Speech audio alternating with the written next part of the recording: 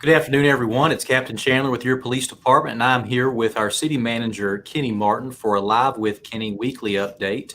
And Kenny, first questions for you. How's your Friday?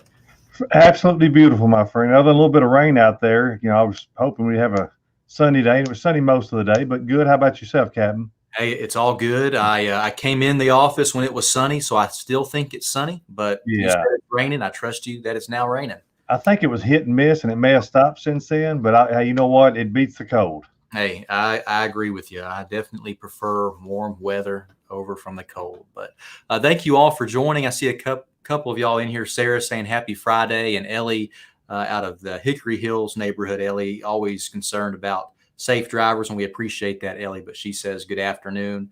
There's 105 of you watching us live right now, so we hope to provide you with a great update. We're going to talk a little bit about the countywide mask mandate, early voting, a farewell to Mayor Ed Haggerty, some park search, upcoming events, and new developments and businesses that are coming into our wonderful town. So, Kenny, I know yesterday Mayor Hutto put in the countywide mask mandate. The numbers just continue to rise at the moment. I think he spoke with other city officials throughout the whole county and other government officials on some guidance on this, and we all kind of decided it would be best if we went back towards the mask mandate. You want to speak a little on that? Yeah, it's true, and I support it 100%. I know it's a tough decision, and I understand how everybody feels about it. Some folks feel like that there should be a mandate. Of course, some folks feel like there shouldn't be. So all we're trying to do is keep people safe. The one thing good about it is most of us were already doing this. You already, if you were outside and had some social distance and you weren't wearing it. But for example, if I go into any of the local businesses, I always put it on just out of respect for everybody else, just trying to take care of one another. But you're right, the numbers are going up, and that's alarming to us. So to try to get those numbers back down, just wear the mask. As you and I have taught, we've all got them. Yeah. I know you guys have them, and the hardest thing is getting used to just making sure, especially as a guy, you got one in your pocket. Mm-hmm. And so I support Mayor Hutto's decision on that, but we also respect and understand that there's some folks that feel a little bit different. But it's not that big a thing now. I've just about gotten used to it and pop it on, go into the Lowe's or Home Depot. Well, not Home Depot, Lowe's, and or wherever else that you might have to be. And if you're going to other counties, for whatever reason, make sure you carry it there as well because the mandate may be in place there. So just be prepared that where it goes, sort of like your driver's license, take it with you. Yeah, I agree with you. And we can keep our businesses open, schools open, and if it takes wearing a mask to do that and the economy going, I'm all for that. Some people, wonder how are police enforcing this? We're just hoping for compliance. We're not out there giving tickets. If we see those who are not wearing a mask, we may ask them, hey, could you please put it on? And if they don't have one, we'll provide them with one, but we don't plan on issuing any citations for this because generally our community is doing very well about wearing the mask, and we hope they continue to do so. Yeah, and the mandate's like what it was before. If you have a medical reason for not wearing it, or if you're 12 and under, I believe it is, Right. you don't have to wear a mask. And I'm sure there's some other provisions in there, Captain, that you can speak to. But it's mainly just when you go into a place. And fortunately, for example, like restaurants, you wear it in, you sit down to eat, you take it off, you get ready to leave, you put it back on. So really, unless you're inside of a facility, that mandate was pretty much already in place, not necessarily by the county mayor or anybody else. It was in place by most of the businesses already. Yeah, you're exactly right. If you can be outside, you don't have to wear it on as long as you can physically distance yourself from each other. What we tell our officers is, it gets real hot for them to constantly wear their masks. So they will distance themselves on a scene or if they're outside away from each other and then pull that mask down so they can breathe or let their glasses not fog up. But we're all having to go through it. Our officers out there on the street, our firefighters, city staff, and business owners everywhere just to try to get through this. Hopefully vaccine will get out there and will limit the growth in this virus so we can all get back to whatever normal may be. That's right. All right. Good deal. And early voting's going on here at headquarters. I see tons of traffic on Charlie Daniels Parkway, and it's going pretty well. Have you heard from Rocky Lee with Parks on how stuff's happening down there? I have. It's went extremely well, and we want to thank not only the citizens for their patience, but we've heard lots of good feedback about the process. So we want to thank the Wilson County Election Commission and their staff. They've done a phenomenal job. Those running for office have done a phenomenal job. In my nearly 31 years with the city, by far, this has been the best year when it comes to election, as far as where the signs were placed about, there not being visibility issues or issues within the park. Everybody's done a super good job this year. And considering all that we've been through with tornado and windstorm and pandemics and you name it, we really appreciate that. But Charlie Daniels by far is probably on this end of the county been the most widely used location. But you can also go to the Glayville Community Center and I believe also Lighthouse Church on Sawsville Road. So I'm excited about that. It makes me feel good. And if most people are like me, it's sort of like when you go get your teeth cleaned a couple of times a year, you feel better once you leave. Sure. There's something about I don't feel right until I've actually voted, until I've actually went down and exercised my right. And I encourage everybody to do the same. If you're not able to get out, and all, we understand that there's provisions for that. But if you can go vote, and it looks like Mount Juliet and West Wilson County is doing a really, really good job. Yeah, absolutely. Looking at the numbers, just from yesterday, Lebanon side of things is 1,100 and Mount Juliet side of things is 1,300. If you factor in Gladeville and Lighthouse, it's really high on this side of the county on who's voting. It's going very smooth. I voted earlier this week and I waited in line about 15 minutes, got through. Staff was awesome. They get you in and out as best you can. It's quick. And then you're done. And then, like you said, you kind of have that relief about you that, man, I exercised my right. I voted. And I just encourage everyone to get out there and vote if they can. Yeah, it's a sense of pride. And Captain, you're right when you talk about the staff at these locations. You think about them out there and you think about hometown heroes and people like yourself, and everybody that's working right now is a hero. We've talked about that. But the folks in the polling places, you think about all these folks that are coming through the polling places and these volunteers, most of them are volunteers. I don't know if they're compensated at all. No. And when you see them, they're excited to be there. They're patriotic. They're happy. They're most helpful. And the process has been flawless. So I'd like to give Philip Warren a big shout out for that because he does a phenomenal job. Even having the pens that you use or the coffee stirrers or whatever, they've just thought of everything. And it's a flawless process by far. Yeah, absolutely. So, folks, if you haven't voted yet, you can. For early voting goes until October the 29th, Monday through Friday from 8 a.m. to 6 p.m., Saturdays from 8 a.m. until 1 p.m., and then the general election is on November 3rd if you miss early voting. So get out there and vote if you can. It's going very, very smooth. And we have a farewell to give. Kenny, you've definitely worked with Mayor Ed Haggerty a lot longer than I have in your many years of service here. So I guess this coming Monday night will be Mayor Ed Haggerty's last meeting. Yes, sir. And, we'll be getting a new mayor, and there's two people, of course, running for that. But we can't thank the mayor and in particular his family. You think about the sacrifices, that Miss Haggerty's made in the family. Sure. And, so very proud of him, very happy for him because, he's at that perfect point in his life where not only is he enjoying his family immensely and his grandkids, but he's just enjoying life. Mm-hmm. There's a lot of sacrifice and time that goes into being a public servant, or a public servant, especially when you're elected, because the way that our government's set up, our elected body doesn't make a lot of money. They do it because they love their community, they love their country, and they want to make Mount Juliet better. And I think Mayor Haggerty's done a great job with that. I think our past mayors have done a great job of that, and our elected body's done a great job. I think it speaks volumes, in addition, of course, to staff and our citizens. So we're happy for him. We hate to see him go. And of course, I can see that you've got some pictures there. He's got a beautiful family, and we're happy for him. We're thankful for him and his family, and we're proud for him at this particular point. So we're going to be doing social distancing the best we can, but we expect a crowd on the 26th from, I believe it's 5 till about 6:15, I believe it is. Yes, sir. It says 6 there, but if we have to run over, we will. But worst case scenario, if we've got a few more people and aren't able to necessarily social distance to the degree we want, everyone will be wearing a mask. And I hate that his ceremony is somewhat muted because of the pandemic, but he understands that. And to his credit, at the last meeting, you may recall, he said, "I don't really want any recognition." He's a humble man, and but we're going to throw him a good going away retirement party and thank him. And I know everybody else feels the same out there. So thanks for adding that in today, Captain. Yeah, absolutely. And we just appreciate his steadfast leadership over 20 years, guided through faith, and all he's done to support our wonderful community. And you see his family pictured there in the many photos, and his grandchildren. I'm sure he will enjoy a lot more time with his grandchildren, and we wish him the best. Absolutely. We know he's not going to be a stranger. He'll still be around and support this community. But again, thank him for all his service to our community. Absolutely.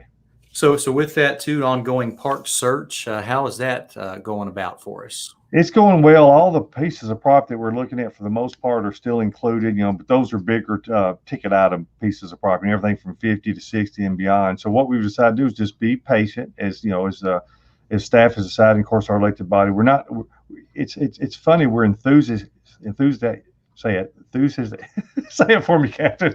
I've got tongue tied. Enthusiastic. Yeah, we're enthusiastic. You ever get that? Sure. You just stuck in your I head. get it, and then you can't get it out. Hey, I can we're say it easy now. We're enthusiastic about Mhm. this, and but we're not in a hurry. I Sure.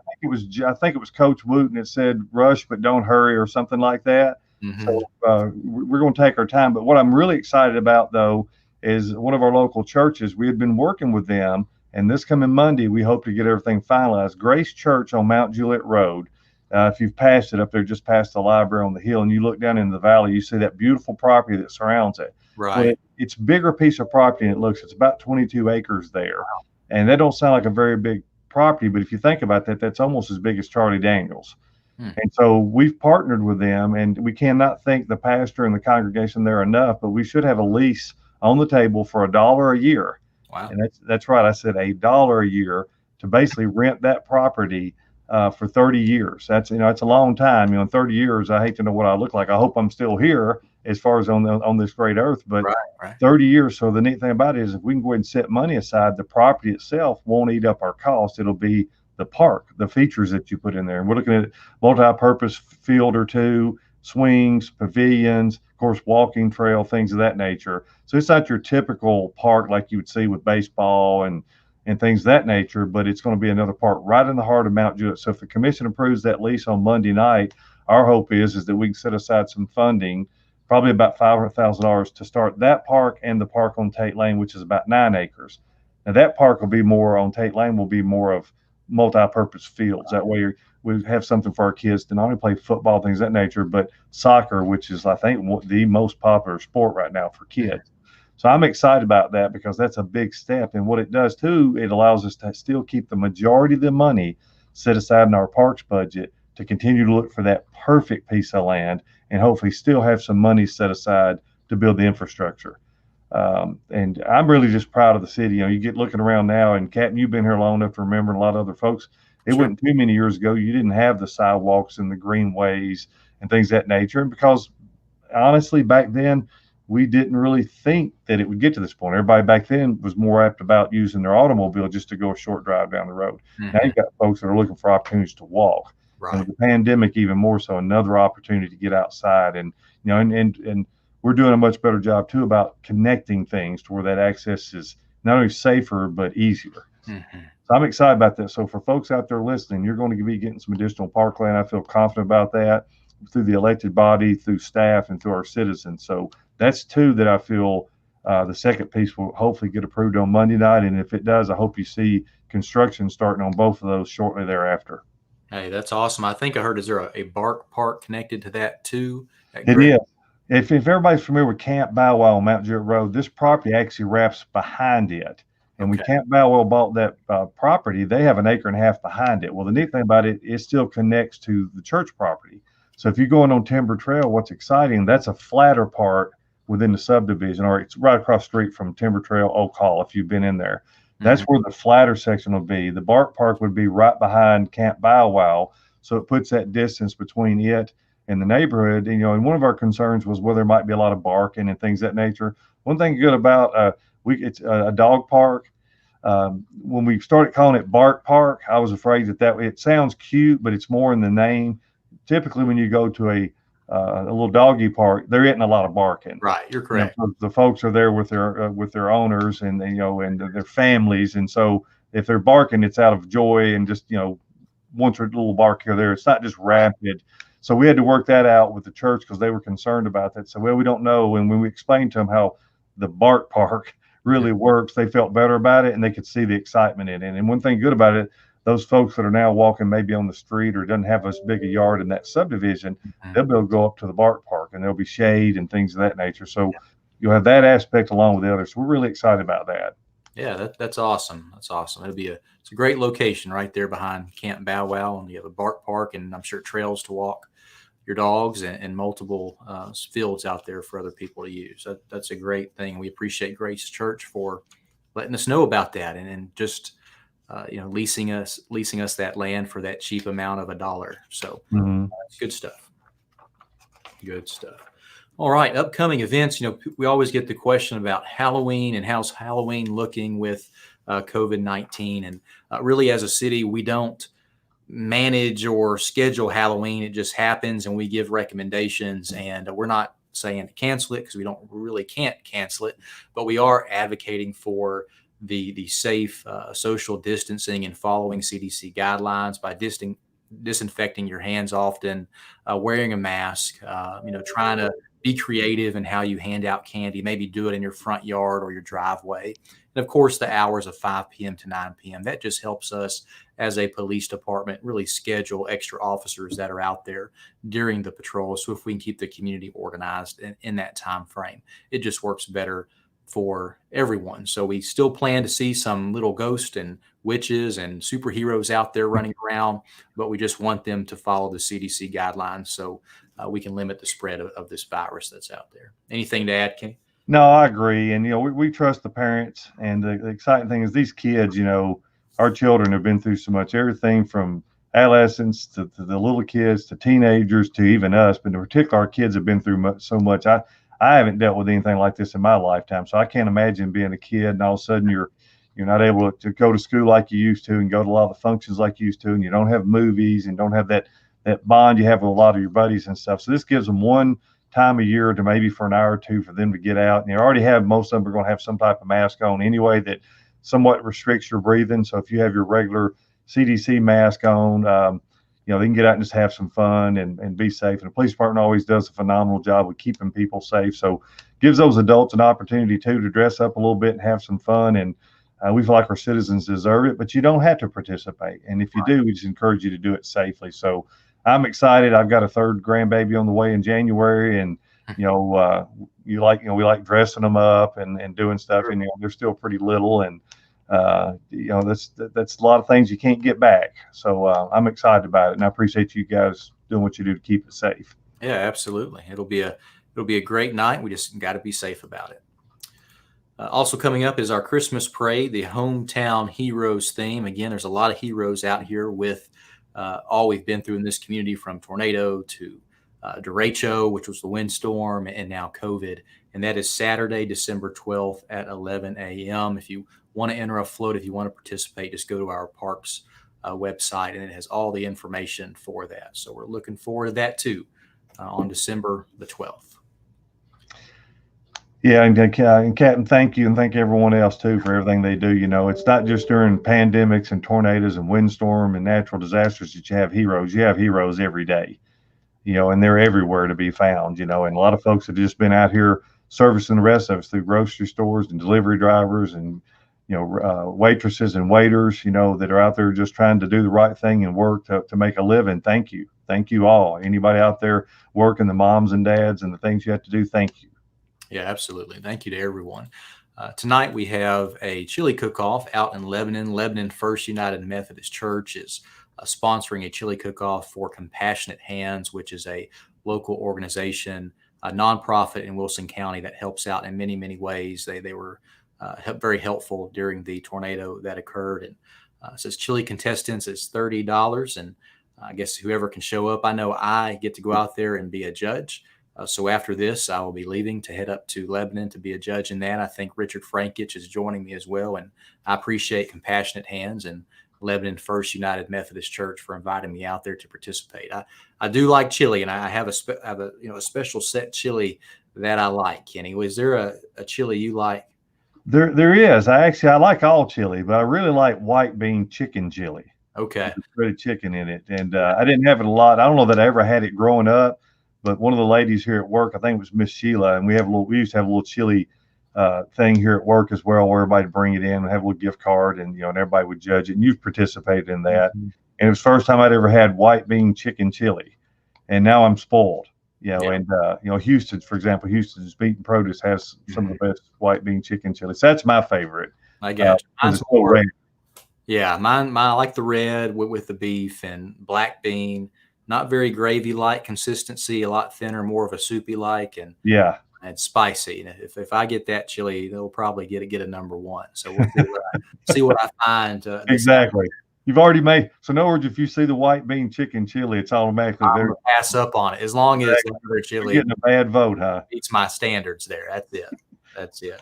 So Let's tell hope us let's about hope Miss Sheila isn't participating because she won't get a good vote from you. yeah, yeah. Hopefully Miss Sheila's not participating, but no, I'm sure it'll all be great. But that's the type of chili I like. So new developments. I know you have a list of new businesses coming to town and restaurants. Let's go through that. I do, and some of them I know I've mentioned before, but sometimes there's new people listening, or just to let you know, when you think of these new businesses, keep this in mind. It's during a pandemic, Hmm. and this is literally millions of dollars that folks are investing in our community to try to create jobs for us and our young folks. And I can't thank them enough. And so when you think of this, think of some of these businesses are $40 million, some of them are $2 or $3 million, and some of them are $200,000 to $300,000 of somebody pulling all their life savings out to start a Wow. dream. For example, like Jersey Oven. Right. You think of that man works hard in there every day. He's brought a handful of staffers on board with him, creating some work, and it's wonderful food. And if you've ever went into somebody's business and really watched them work and realized that how early they have to get there, how Right. late they have to work, and you think automatically because they've got their own business, they must be wealthy. Hmm. And a lot of these folks aren't. A lot of these folks won't see a profit for years because they're trying to pay down some of their debt. And Absolutely. that's why patronizing these, especially mom and pop businesses, Hmm. and we do such a good job in this community because I think everybody genuinely cares about each other. And when you patronize a business like that, it does wonders, not only for the person who owns the business, but and for the sales tax that trickles its way back to the vital city services and county services, but our education system, and then those employees that work in there. But just to give you an example, Sephora, we talked about that the last time. They're moving into the old Lifeway Christian location in Providence. Hmm. Well, a place like that will likely pay probably about $30 a square foot just to rent the space. Wow. And that doesn't count the build out they'll put in there and all the stuff, the employees, all the materials and things of that nature. So thank you to them. Goddard Daycare up at Paddocks Development across from Lowe's there on the Parkway, as we call it. Absolutely beautiful development. You see it today and you think not too long ago that was the Paddocks. There was Right. a low area there basically, and you had the little Paddocks area next to it or whatever. And you look at it now, and there's been several $1 million invested. And there's going to be lots of little kids' lives that'll be changed, and mom and daddy's lives will be made easier because of that location. Right. So thank you for them. The Thai Samurai restaurant going in the Providence, that space is set empty for quite a while now. So they'll be renting and creating all those jobs. O'Reilly Auto Parts, I talked to them. Probably within the next 3 to 6 months, you'll see them tear down the old car wash beside Tractor Supply on Lebanon Road. Okay. If Wow. you've been by there, and Captain, this, it's created a little bit of the issue. An old abandoned business sometimes can create crime issues for the police department. Sure. Sure. That redevelopment of getting that out and getting something new in creates sales tax Yeah. dollars. That'd be great. And I get it, it's an auto parts store, but that's going to be a brand new state of the art building that services our community and creates jobs. Advanced Auto Parts will be going in the old Pier 1 building. Okay. And there'll still be about 3,000 square feet there, so we can find another business for that other additional. Mhm. A couple of new convenience, when I say convenience, gas stations, but they're called convenience centers now because they have the restaurant and the convenience store attached. Mhm. There's 7-Eleven going on Golden Bear, and now there's another location looking at going at the entrance to Jackson Hills. Okay. And for the folks that live in that area, please know that won't be your typical convenience market. That'll be a more neighborhood friendly with fewer pumps and unique lighting so that it looks more neighborhood. Sure. So I'm excited about that because it's also going right beside the Golden Bear daycare that's going to be right there at Jackson Hills as well. So a lot of folks that travel that road now or come out of Jackson Hills, I bet there's many more that say, man, I wish there was gas here. I'm And you're telling going to you're going to get your wish. Sure. And I'm excited about that as well. Indulgent Salon and Medi-Spa will be going in the old Boot Barn Center, the new one that's being built on Lebanon Road. And another little business just signed the lease Tuesday, and it's called Pelican Snowballs. I don't know if for most of you that may not have heard of that or partook in the business, check out their website. That's a great little addition, and everybody just raves about them that's got them. So that'll be going in that brand new building as well, and we're working on some other businesses for there. The residents of Mount Juliet, which is the assisted living facility over on Blenda Parkway, that's about a $40 million project. It's right across from Two Rivers Ford. And we'll also be partnering with Two Rivers Ford to add a left turn lane off of Blenda Parkway into Two Rivers Ford, so to make that traversing that area a lot safer and more convenient. Gardner Academy, which is also called Golden Bear Academy, that's going to be on Golden Bear. We have 3 new Dollar General stores. 2 of them were recently completed, and the third is under construction on the old Hermitage Court Motel location down on Lebanon Road. Those are great as well because they create jobs, they create sales tax, and it's great redevelopment. And the Old Dog Sanctuary on Highway 70, that's coming along real nice. That's a major investment in our community. We appreciate them and also what they do for the pets. The old dog, as they call it. Another place that we've got coming is called Bubba Coos, and that's a lot like Chipotle. So if you've ever been to Chipotle, it's a lot like that. They're new to this particular part of the community, but it is a franchise. So it's a well-known restaurant. Them and Subway are going in the building beside Exxon, and we're working with a restaurant called Nukes. If anybody's familiar with Nukes, Nukes. And of course, everybody knows about ML Rose going into the old Logans. You may not see some of these businesses take off for a while. You may say, hey, I thought they were going in there. And just to understand, because of the pandemic, some folks are slow walking these things, hoping we get closer to the end of the year, hope we get closer to a vaccine for for what we're going through for COVID-19. And this is just very few of the businesses coming. There's a lot that are proposed, some very, very, very exciting. For example, Legacy Point on Golden Bear at 40. That's about, I can't remember the acres, but it's a multi-acreage development that's going in there. Providence Central will start mass grading soon. That development's getting a lot of buzz. Both it and Legacy Point are getting a lot of what's called Class A white collar office, which is professional, which is the kind of thing we really want in our community because it creates those daytime jobs. So to be in the middle of a pandemic and to be up, and get this, here's a really good surprise. It speaks volumes to not only our citizens, not our elected body, but our staff in the city of Mount Juliet. Sometimes we forget, like loved ones, you take them for granted. Sometimes you don't realize how blessed you are and how awesome they are. It's this community, the city of Mount Juliet. And when I say city of Mount Juliet, it's not City Hall, it's the city itself. Is absolutely phenomenal. 22nd best place to live in the entire country. And our goal and your goal, and I know you feel this way too, Captain, is to make it number 1. Because what I see is lots of people in this community, as you do, that are absolutely phenomenal, that are going through a tough time. A lot of folks out there are contemplating suicide. The suicide rates up, opioids, cocaine, you name it. And we want to give people a place of refuge, a place of solid, where they feel comfortable, can relax, peace of mind. And we have that here, and we're going to do everything we can to make it better. And we understand it. When I see folks, I think of things I'm dealing with, with family members and ailing and sick, and my dad fell, for example, and he broke his hip, and my dad already had a lot of health issues. But you just want people to have a good place to come home to and feel safe and put all that other stuff aside. That makes me feel great. And that speaks volume. So I try to remind myself of that sometimes, that Mount Juliet isn't just like every other place. And what makes it special is everybody that's here. It's like a team effort. Yeah, you're right. And sometimes you have to truly just take a step back and realize how good things are, because you forget, and it always takes me to go on vacation somewhere, travel outside of the city to see, how beautiful our community is. And then you're like, man, I can't believe this town looks this way. And you come back to Mount Juliet and you're like, man, we truly have a beautiful community where people care and are nice to each other. And we just continue to flourish, Take some time to step back. So snowballs piqued my interest, so I had to look it up. And it says, born from a New Orleans tradition of combining smooth, fluffy snow with bold flavors. And it says they serve over 100 fantastic flavors. So I picture like a soft shaved ice thing. That's right. Sounds pretty good. Be great in the summer. Yeah, exactly. So just keep shopping locally, keep supporting your businesses. Right in the middle of a pandemic, we're bringing in more jobs than we ever have. We're bringing in new businesses, not than we ever have, but at a good pace considering a pandemic. And sales tax is up nearly $1 million over last year, when everybody expected it to be down. Right. So that speaks volumes about our community.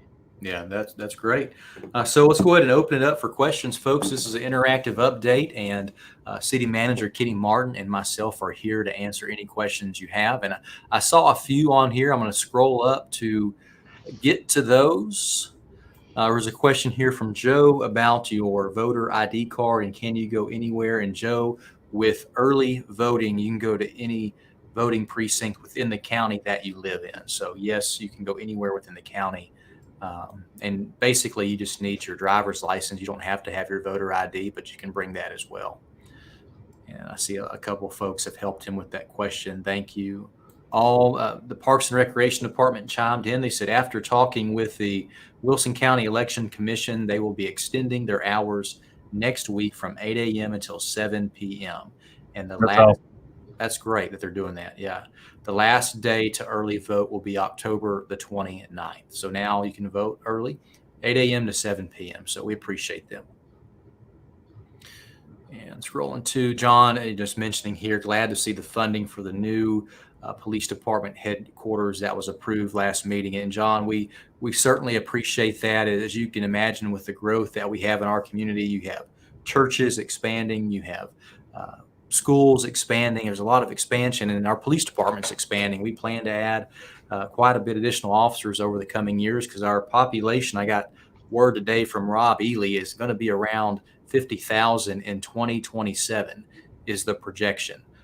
So we always have to grow with the community, and that building will help us grow, but also secure our facility in case we ever have any type of attack or natural disaster like the tornado. The last thing we need is a dispatcher or emergency operations hit by a tornado. It will really slow us down. So thank you for that, John. Hey, Captain, since I saw Mr. Cody on there and he and I have talked quite a bit lately, he made me think of something. For Sure. one, the bridge widening at I-40, Mhm. the process was started this month with TDOT to put that out for bids. And once the contractor's picked, which should be pretty soon, Okay. then construction should start real soon after that. So that's going to be coming. That's going to help a ton with the traffic.